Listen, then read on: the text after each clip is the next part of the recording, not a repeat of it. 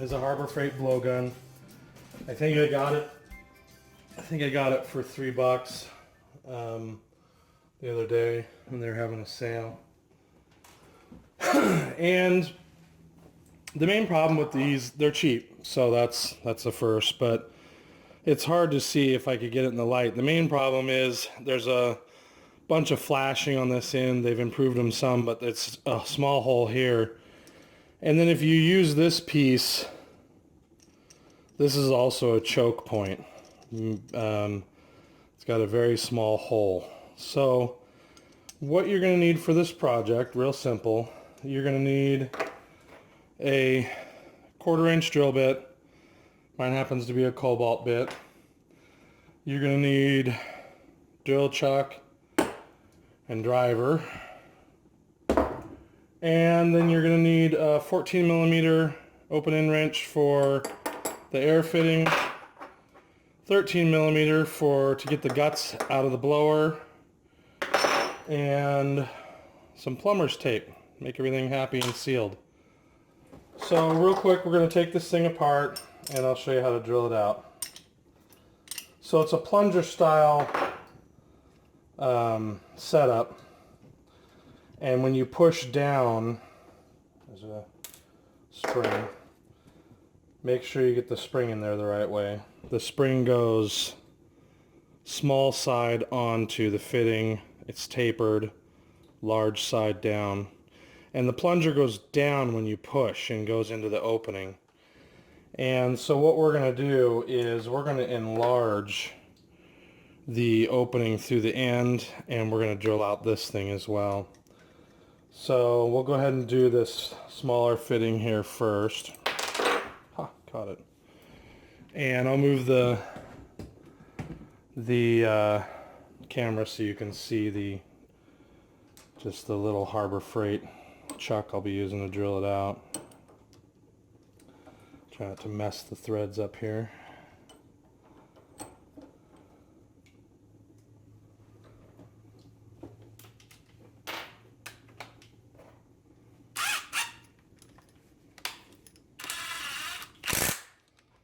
And we'll go ahead and drill this out.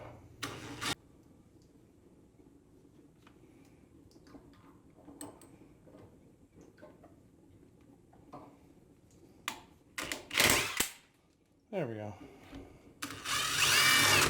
Now, you know, with a Cobalt drill, it's not a big deal, but it is fairly hard material.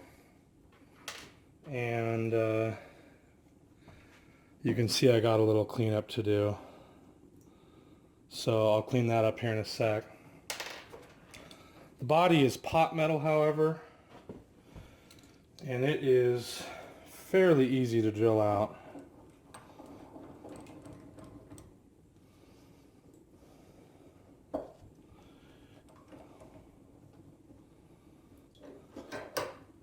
Alright, so I ended up getting through it, and then what I did is I just kind of went around and tapered that hole a little bit.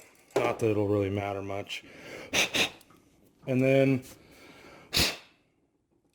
basically we're just going to reassemble. So we'll flip this handle up and make sure we get this back in there right.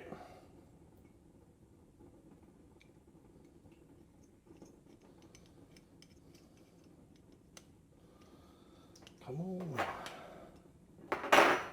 14. No, 13. Right the first time.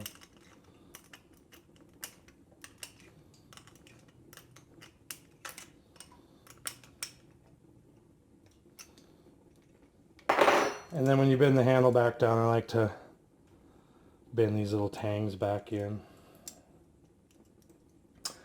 And then we'll get the tip on here. I'm going to go ahead and throw a little bit of tape on the tip, just a teeny bit. And the tape is wider than the, oh, I gotta grind that down. Time out. So I tend to take my old orbital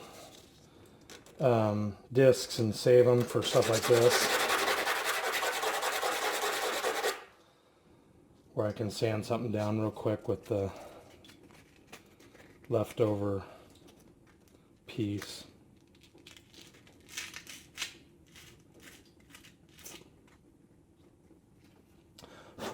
Alright, now we'll get some tape on there. And I know there's a way you're supposed to wrap up against or towards the thread, towards the, I can never remember, towards or away from the tightening. So hopefully I went the right direction. I didn't, but it stayed on there, so who cares. And then we'll tighten this up in the vise. I'll do that off camera. You guys get the idea.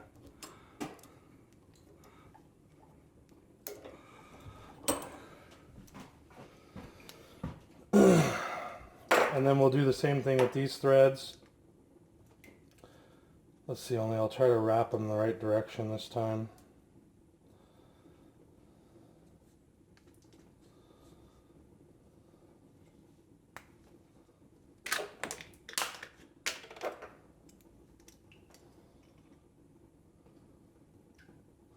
And I've split these before, so be careful about over tightening them. You can split the body right on, there's a casting line right, where is it?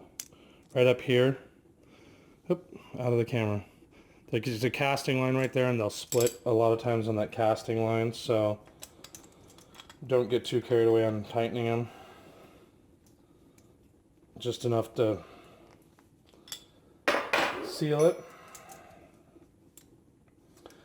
And then we'll check it with my air, wherever that went.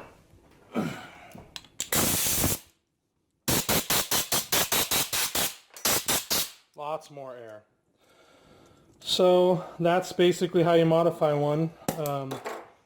If you have older ones especially, it'll make a huge difference because they really had smaller holes. But I hope that helps somebody out there get a little more air out of their cheap air blower. Thanks.